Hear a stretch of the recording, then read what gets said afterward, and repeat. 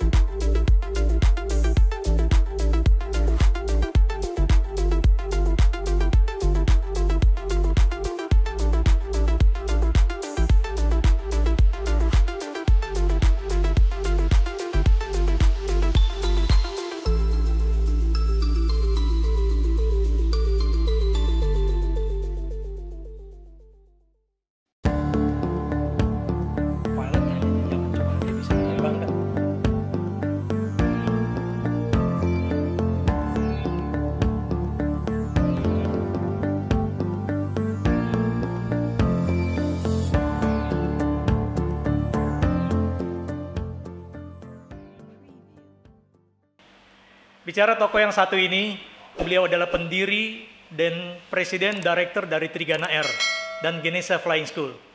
Beliau adalah Kapten Rubianto Adi Sarwono. Apa kabar, Kap? Baik, alhamdulillah. Ya, senang saya dapat diundang di tempat Kapten ini saat ini, Kap. Ya, terima kasih juga penghargaan buat saya pribadi bahwa mudah-mudahan ini bisa menjadi salah satu dukungan saya untuk IPAK. Ya, terima kasih banyak, Kap. Aduh, tadi senang sekali, Kap, kita naik helikopter, Kap. Dari Halim terus menuju ke Cibubur ini ya, Kap. Ya. Wah, istimewa tadi. Kita tadi berapa feet ya, Kap, tadi? 500 feet sih. 500 feet ya, 500 kaki ya, Kap. Cukup rendah ya, Kap. Kalau buat heli cukup tinggi tuh. Oh, itu malah tinggi, Kap. Oh, itu kalau di atas perumahan ataupun di atas kota 500 feet, rata-rata seperti itu, Kap. Ya, biasanya yang kita untuk safety-nya itu minimum 500 feet. Oh, baik. Ya. Tapi kan kalau kita juga kadang di pegunungan ataupun ini itu kira-kira berapa ketinggiannya, Kap?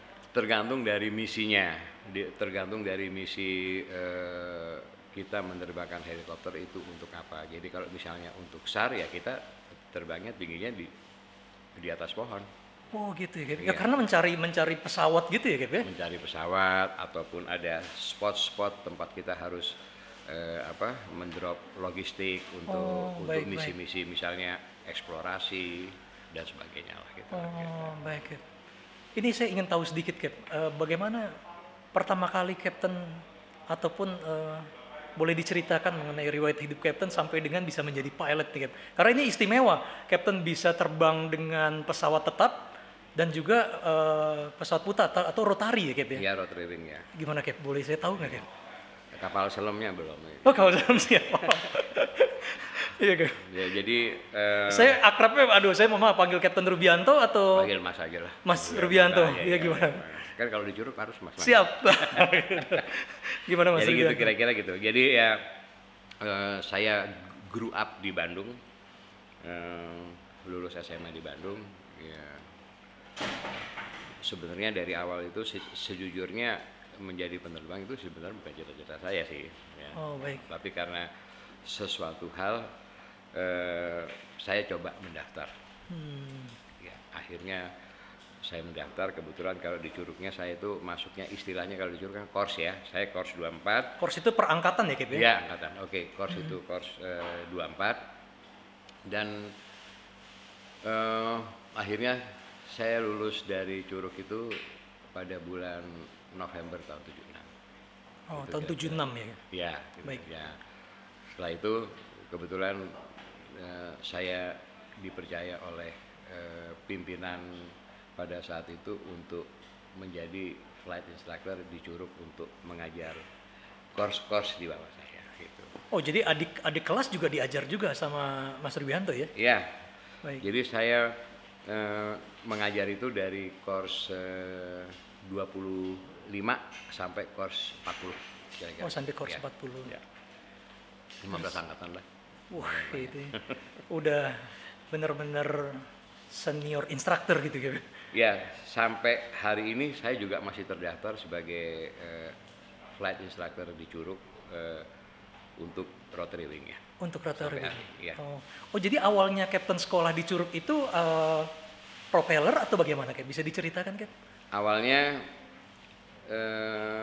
saya di fixed wing, kan semua dimulai dari fixed wing. Setelah saya menjadi instruktur di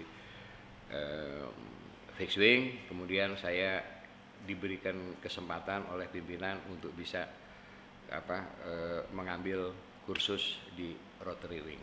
Jadi itu yang saya lakukan, dan memang sejak saat itu passion saya adalah flying. Gitu ya. Kira-kira gitulah awalnya gitu ya. Baik. Ya, gitu. Oh, terus Cap, gimana lagi tuh selama di sana? Ya gitu, jadi sebagai flight instructor di Curug itu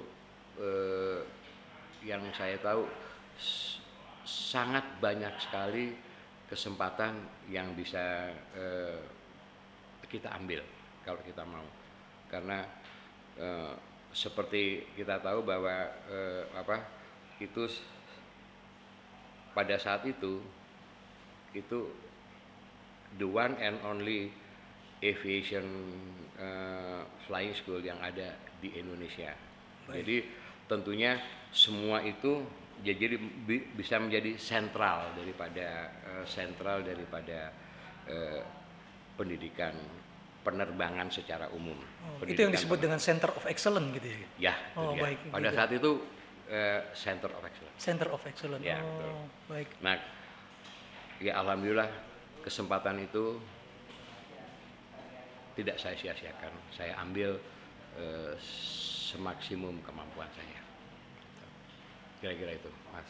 Jadi, Waktu Mas Ruby mengajar di sana itu ada banyak tipe ya, Mas Ruby ya? Ada pesawat-pesawat ya, kecil itu ada beberapa single macam. engine, ada basicnya di situ ada pesawat single engine dan multi engine. Tentunya karena Curug itu adalah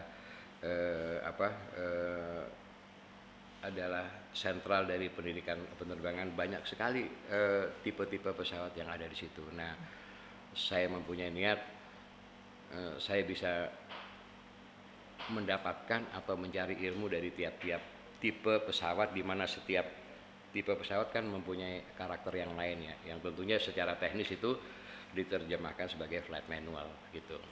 Saya kira gitu. Oh, tapi Jadi, dengan demikian banyak sih sulit juga ya untuk mengetahui tipe-tipe itu ya. ya kebetulan kan yang dididik sama para senior kita, para instruktur kita kan kita harus terus belajar. Baik, baik. Jadi apapun ya selama kita niat untuk belajar pasti bisa lah. Itu kira-kira gitu. Oh, Kan terus saya sempat buka buku catatan dari senior, itu ada pilot is the man who never stop learn. Nah, saya pegang itu. Mas Oji kan juga setiap 6 bulan belajar terus kan ya? iya, sampai saat ini kita juga harus belajar. betul. Never Mas stop Ruby. learn. Iya. Gitu. Jadi ya itu menjadi salah satu falsafah saya lah gitu. Gitu kira-kira.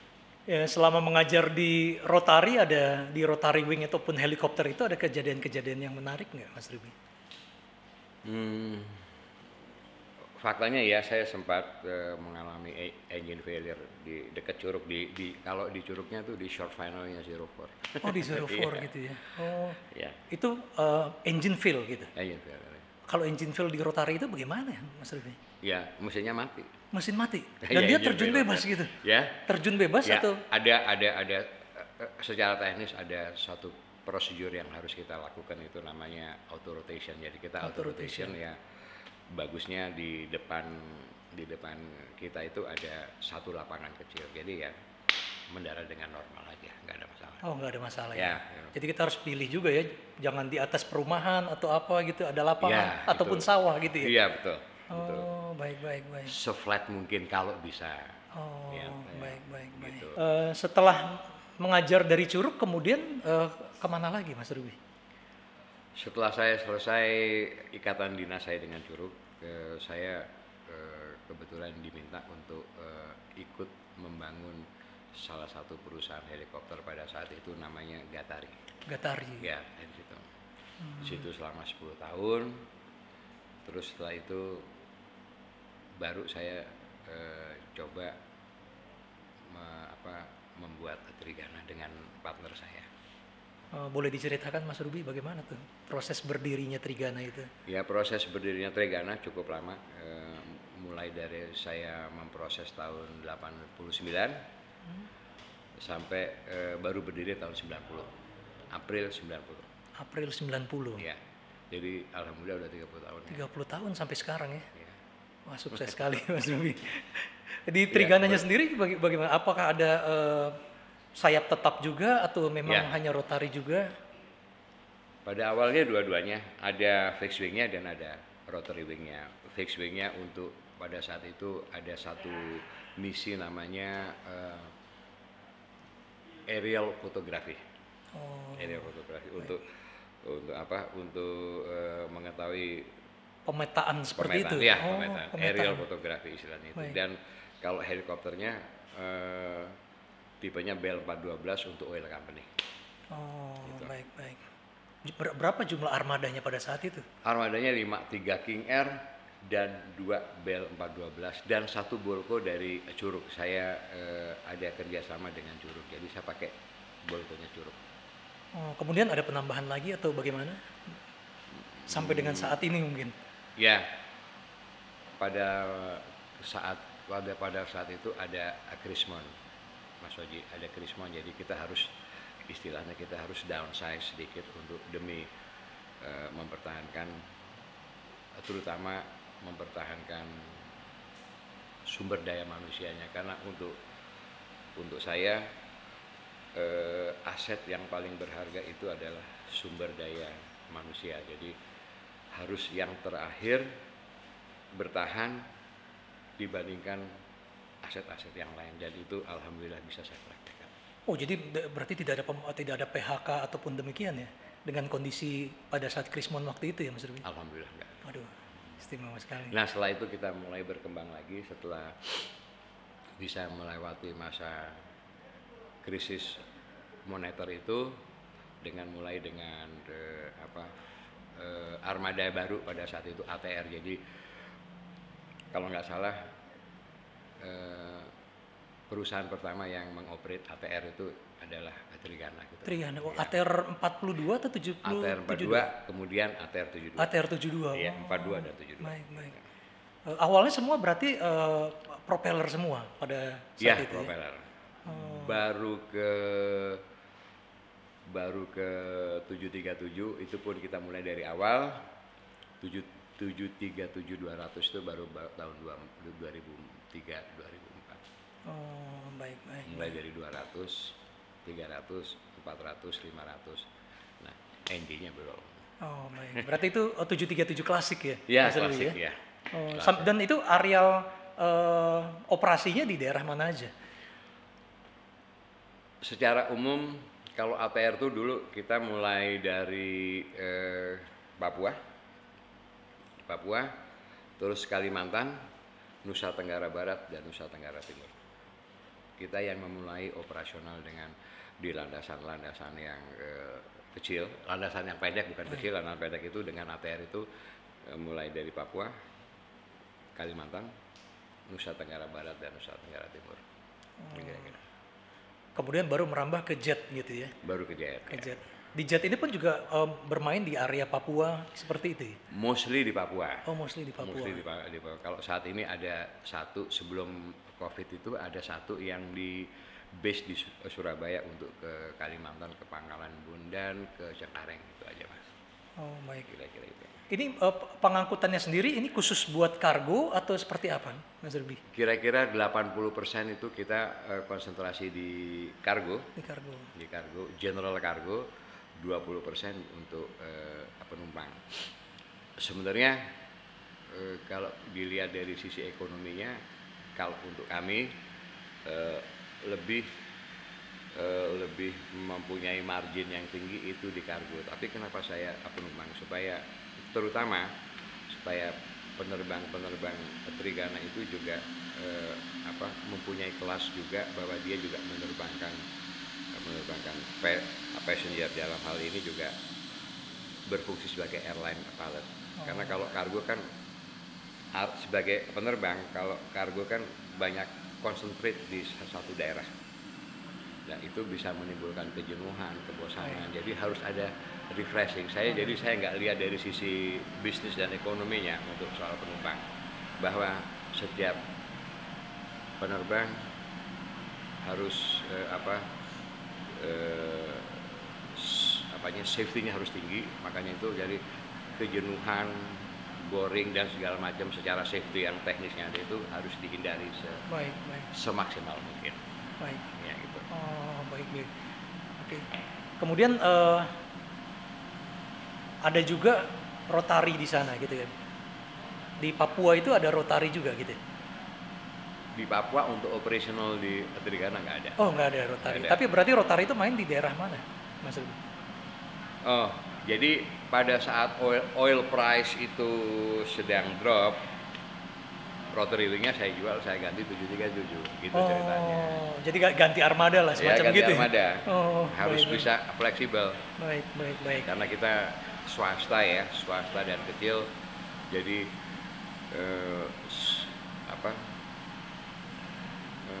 falsafah survivor of the fittest-nya itu harus sangat tinggi. Tidak ada rotan, akar pun jadi gitu. Nah itu bisa. Nah, ini ada yang sedikit menarik nih. Ada yang sedikit menarik, yaitu adalah Genesa Flying School. Ya. Gitu. Ini bagaimana, Mas Ruby, mengenai Genesa Flying School? Ya.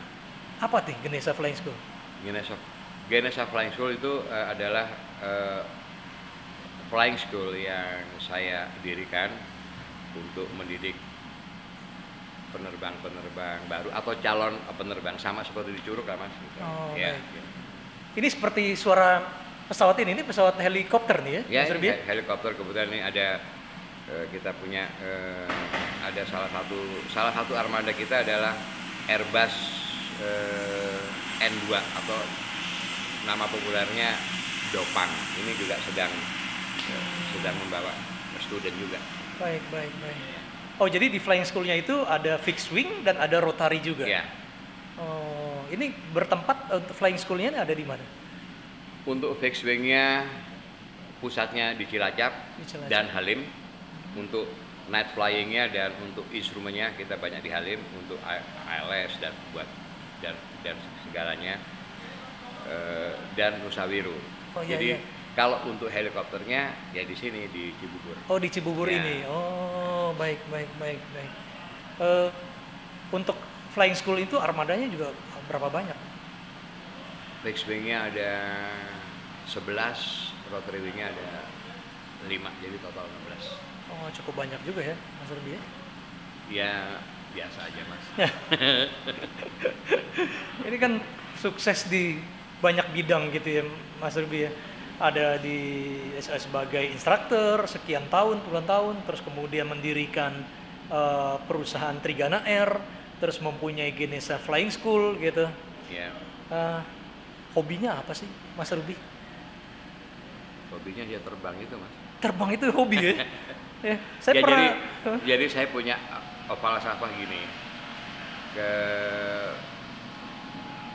Falsafahnya mungkin cukup sederhana, cuma seperti kita tahu kalau kita menjalankan sesuatu itu akan gampang kalau mindset kita matchkan dengan tujuan kita, dan akan jadi susah kalau mindset kita itu. Jadi bagaimana kita menjadikan bahwa terbang itu adalah sebagai satu passion, bukan beban. Mungkin dari situ mas awalnya.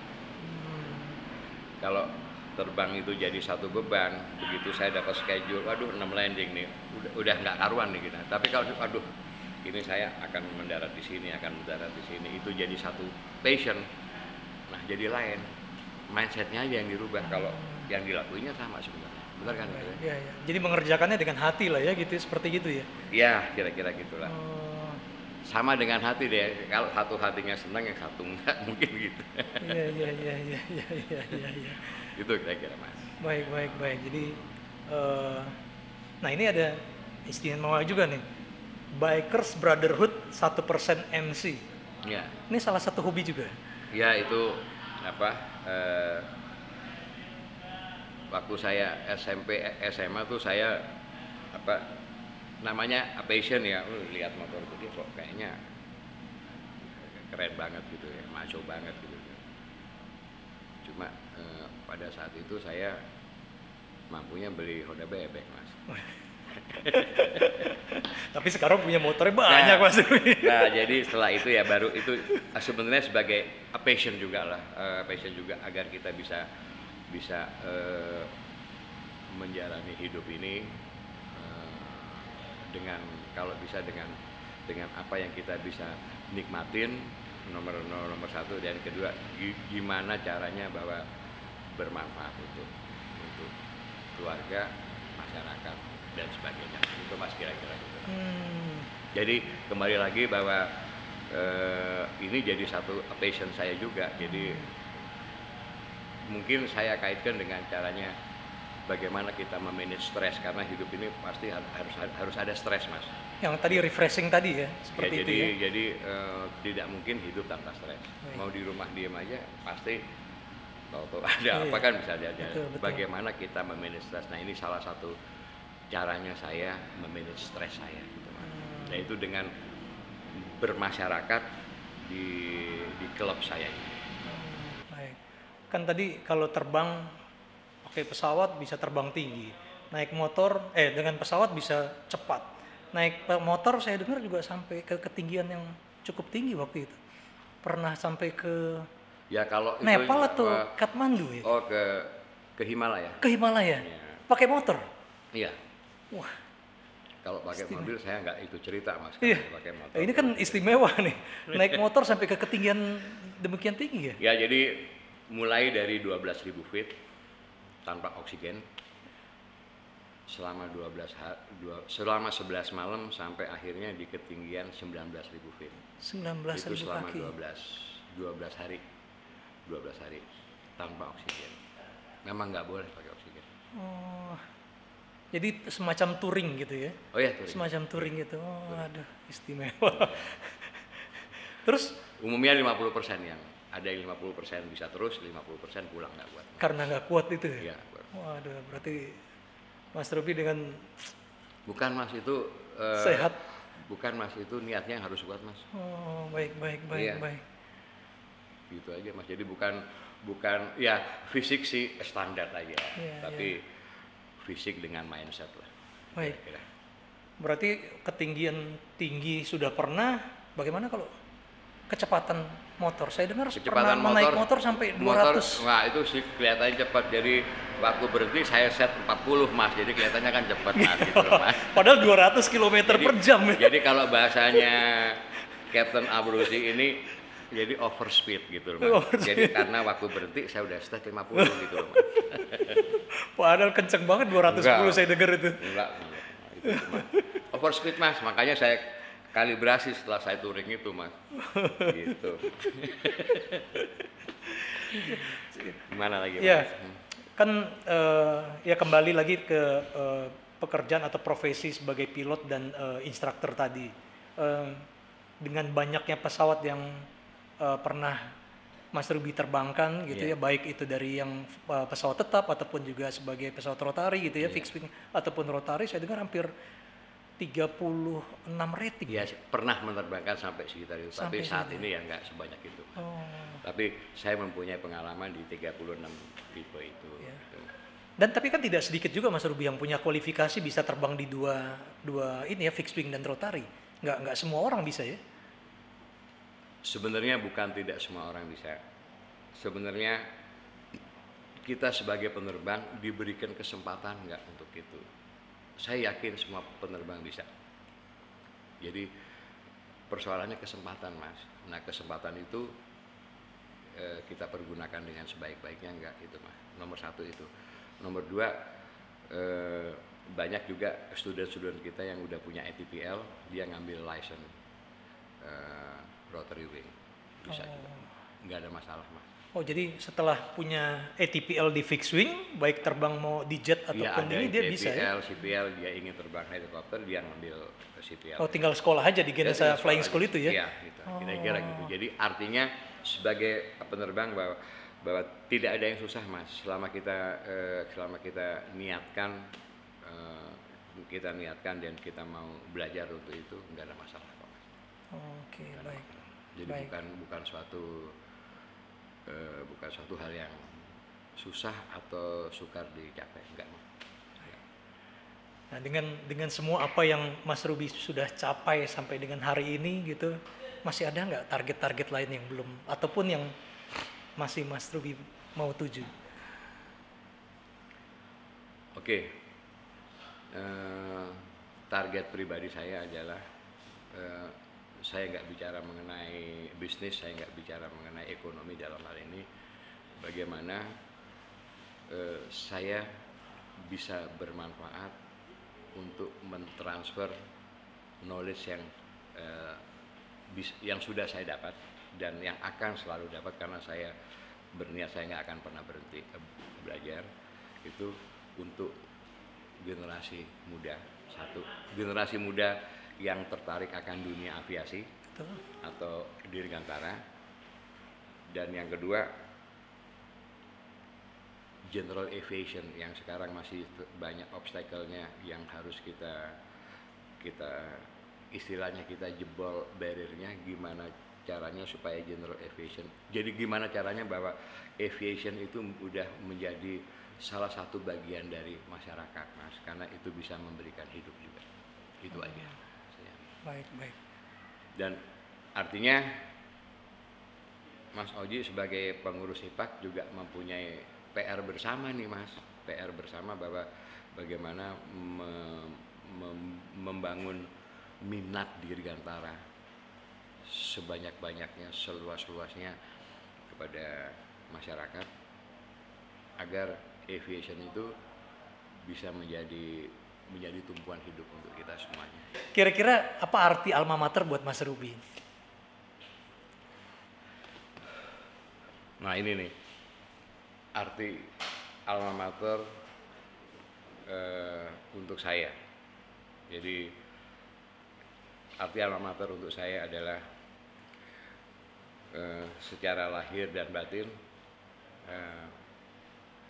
saya sangat berhutang budi, sangat alma mater itu di atas segalanya. Kita ngomong dunia gitu ya, di atas dari segalanya, karena kita bisa sampai seperti ini itu semuanya itu karena jangan dilupakan jasa terbesar adalah alma mater kita.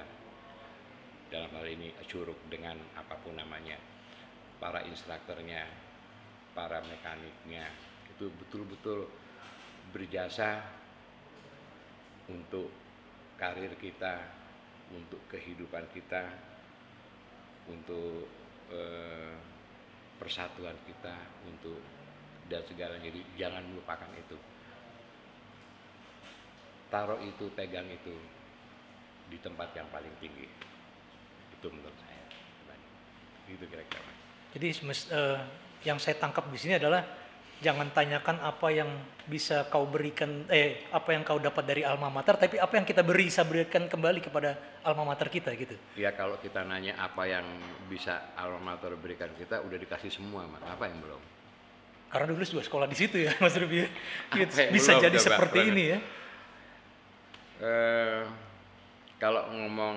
Kalau bisa diukur secara materi, nggak ternilai lah, Mas. Tidak ternilai. Kalau kita ingat siapa kita flashback pada saat kita jauh-jauh dari Jakarta atau kemana ke Curug itu, bayangin sama sekarang. Karena siapa itu? Oke, kita nggak ngomong dengan yang maha kuasa, kita ngomong di dunianya. Karena alma mater, dengan segala perangkatnya, instruktur kita, senior kita. Makanya saya juga bangga dengan dibentuknya ikatan para alumni Curug. Itu mudah-mudahan ini, dan harus kita punya target bahwa ini bisa menjadi apa ya, tempat di mana kita sebagai alumni itu yang nilai persaudara, menempatkan nilai persaudaraannya yang tinggi.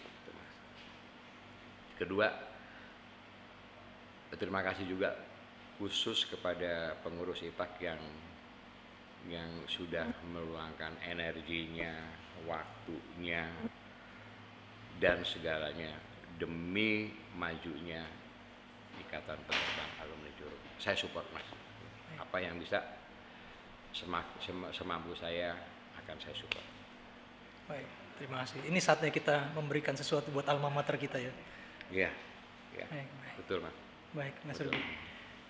Terakhir sebelum penutup nih, ada pesan nggak buat generasi muda atau generasi milenial kita nih, Mas Ruby? Ada. Jadi gini, kira-kira kalau dari saya pribadi gini. Jadi untuk generasi muda, umumnya generasi muda penerbang Indonesia lulusan Curug, apapun yang terjadi dengan situasi dan kondisi yang sedang baik ataupun sedang kurang baik, seperti yang apalagi pada saat kita sedang mengalami COVID ini, satu hal yang kita harus punya, tetap harus punya di atas segala, semangat. Tanpa semangat kita nggak bisa melakukan apa-apa, tapi dengan semangat dan inovasi, atau dengan kata lain kita dengan berdoa dan berusaha, saya yakin insya Allah ada jalan, selalu ada jalan. Itu aja pesan saya. Jadi tetap semangat dalam melakukan, dalam menghadapi hal ini, tetap berinovasi dan jangan melupakan persaudaraan ikatan, karena yang bisa membantu itu ya siapa? Teman-teman kita semua, benar kan? Baik. Ya, itu pesan saya. Baik, semangat belajar juga termasuk ya tadi ya. Dan persaudaraannya. Ya itu. Baik. Kira-kira terima kasih.